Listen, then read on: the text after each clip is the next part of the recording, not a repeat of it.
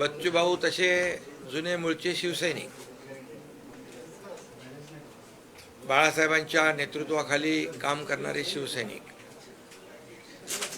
आणि गेले 25 वर्ष ते प्रहार संघटने सामाजिक संघटनेचं काम करतायत. शेतकरी, कष्टकरी, कामगार, शेतमजूर, दिव्यांग, अगदी दलित, शोषित, पीडित, गोर गरीब जनतेसाठी लढणारा नेता. मी नेता नाही, कार्यकर्ताच म्हणेल. कार्यकर्त्यासाठी कार्यकर्त्यांनी लढायचं असतं आणि कार्यकर्त्याच्या भूमिकेतून बच्चूभाऊंनी गेले अनेक वर्ष अगदी अपक्ष म्हणून देखील ते निवडून आले आणि अनेक प्रश्नांना न्याय मिळवून घेतला. कर्जमाफीचा देखील प्रश्न जो होता त्यावेळी देखील मोठं आंदोलन त्यांनी राज्यात उभं केलं आणि मुख्यमंत्री महोदयांनी अजितदादा त्यावेळेस होते कर्जमाफीचा देखील आम्ही निर्णय त्यावेळेस घेतला. कमिटी नेमली आणि झालेल्या विधानसभेच्या अधिवेशनामध्ये तो जाहीर देखील केला. त्यामुळे दिव्यांगांसाठी देखील अनेक आंदोलनं त्यांनी केली. अगदी सर्वसामान्य सर्व घटकांसाठी रस्त्यावर उतरून लढणारा म्हणून नेता म्हणून त्यांची ओळख आहे, एक लढवय्या नेता म्हणून. आणि म्हणून बाळासाहेबांची शिवसेना, बाळासाहेबांच्या विचारांची शिवसेना, आनंद दिघे साहेबांच्या विचारांची शिवसेना ही त्यांना नवीन नाही आहे. विचार आमचे एकच आहेत, गोरगरिबाला न्याय देणं. मुद्दे आमचे एकच आहेत, सर्वसामान्यांना न्याय देणं. आणि त्यांनी फक्त विधानसभेची उमेदवारी मिळवण्यासाठी शिवसेनेमध्ये प्रवेश केला नाही, तर त्यांनी आमच्याशी चर्चा झाली आणि सर्वसामान्य, दिव्यांग, शेतकरी, शेतमजूर या सर्व घटकांना न्याय मिळवण्यासाठी त्यांनी अनेक प्रश्न जे आहेत त्यांच्या मनामध्ये, त्यांच्या अजेंड्यावर ते त्यांनी मांडले. आणि आमचं महायुतीचं सरकार देखील सर्वसामान्यांचं आहे, गोरगरिबांचं आहे, कष्टकऱ्यांचं आहे, शेतकऱ्यांचं आहे, दिव्यांगांचं आहे. आणि म्हणून आमची भूमिका एक आहे. त्यांच्या मागणीनुसार मी मुख्यमंत्री असताना दिव्यांग मंत्रालय देखील आम्ही सुरू केलं. महाराष्ट्र हे पहिलं राज्य आहे दिव्यांग मंत्रालय स्वतंत्र निर्माण करणारं. असे अनेक निर्णय त्या काळातही घेतले. मुख्यमंत्री पदाच्या माझ्या आजही आपण आताच्या काळात देवेंद्रजींच्या काळात देखील घेतोय. आणि त्यामुळे सर्वसामान्यांची बांधिलकी नाळ जुळलेला असा नेता आज शिवसेनेमध्ये आलेला आहे. त्यामुळे शिवसेना अधिक मजबूत होईल आणि त्यांच्या कामालाही बळ मिळेल.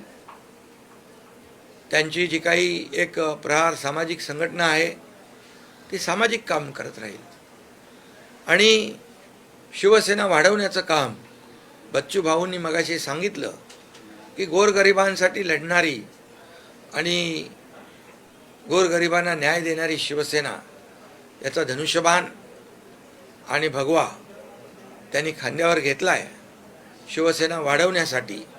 आणि शिवसेना वाढली की सर्वसामान्य कार्यकर्ता, सर्वसामान्य गोरगरीब याला न्याय मिळतो याचा विश्वास त्यांना आहे. आणि म्हणून या विश्वासाने त्यांनी आज शिवसेनेमध्ये सामील झालेले आहेत. त्यांचा विश्वास सार्थ ठरवण्याचं काम आमचे सर्व लोक या ठिकाणी करतील असा विश्वास मी या ठिकाणी देतो.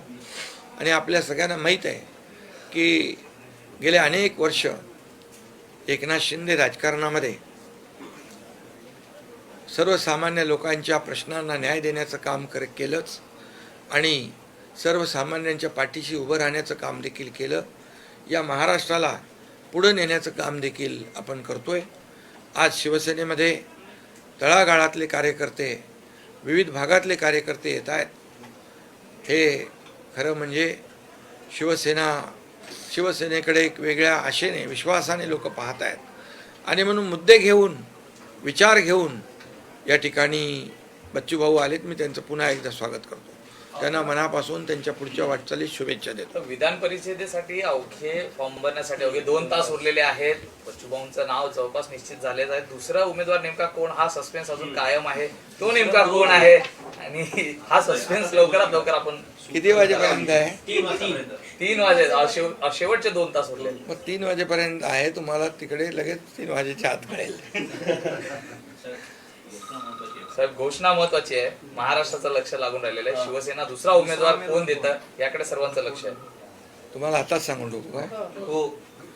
एक आहेत आमचे बच्चू भाऊ कडू आणि दुसरे आहेत नीलमताई गोरे. हे दोन्ही लोकांचे आता आम्ही फॉर्म भरू. काल संध्याकाळी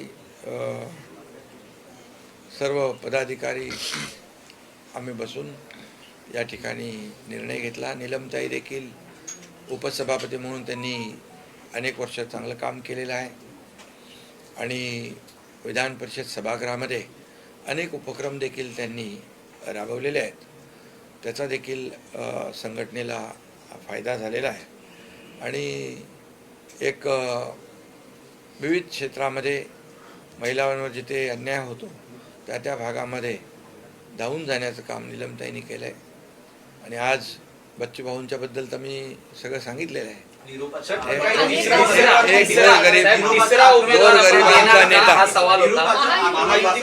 उमेदवार दिला जाणार आहे का? कारण वडेट्टीवार यांनी मुख्यमंत्र्यांची काल रात्री जाऊन भेट घेतलेली, त्यातही 2 गट झालेले. महाविकास आघाडीत बिघाडी झाली. तुम्हाला 3 वाजता बघा, 3 वाजेपर्यंतच फॉर्म भरायची अंतिम वेळ आहे ना, त्यामुळे 3 वाजता सगळ्या गोष्टींचा खुलासा होईल. आक्रमक भाषण फळाला आलं का? नाही बघा,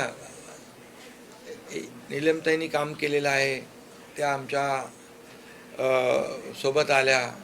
जो आम्ही उठाव केला राज्यामध्ये, राज्याला प्रगतीपथाकडे नेण्यासाठी, त्यावेळेस बच्चूभाऊ देखील आमच्या सोबत होते, खांद्याला खांदा लावून होते.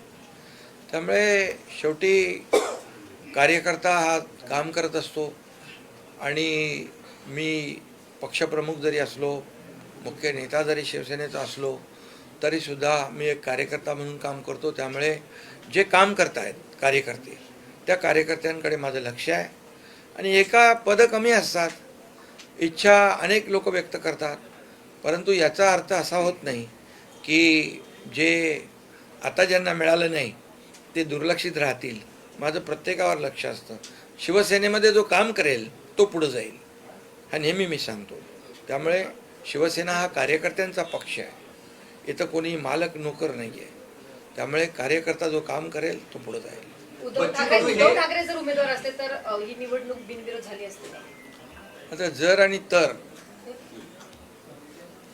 राजकारणामध्ये जर आणि तर, आता ते 3 वाजेपर्यंत आपल्याला कळेल. उद्धव ठाकरेंनी अचानकपणे एक्झिट घेतली आणि अंबादास दानवेंना संधी दिलेली आहे. कुठेतरी भीती होती की ते आता तुम्ही त्यांना विचारायला पाहिजे. नाना पटोले म्हणतात की काँग्रेसचा उमेदवार विधान परिषदेवर नाराजी झालेली पाहायला मिळते आणि त्यामुळे काँग्रेस उमेदवार देणार असं ठरलं आणि काँग्रेसच्या नेत्यांनी उमेदवारीमुळे महाविकास आघाडीमध्ये फाटाफूट होण्याची शक्यता. अरे आता आघाडीमध्ये कितीतरी वेळा आता बिघाडी झालेली आहे.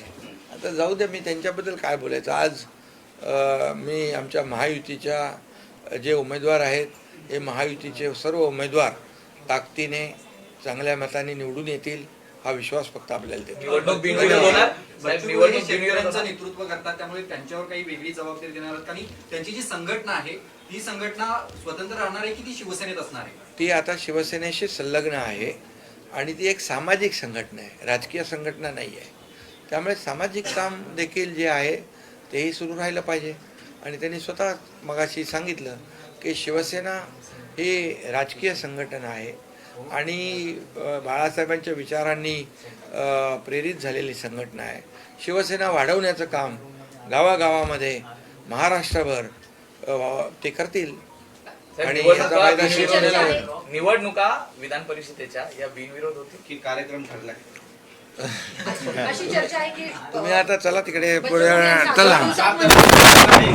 भाजपच्या बाजूने आहेत, 4 तारीखला निघाले 5 राज्यांचे.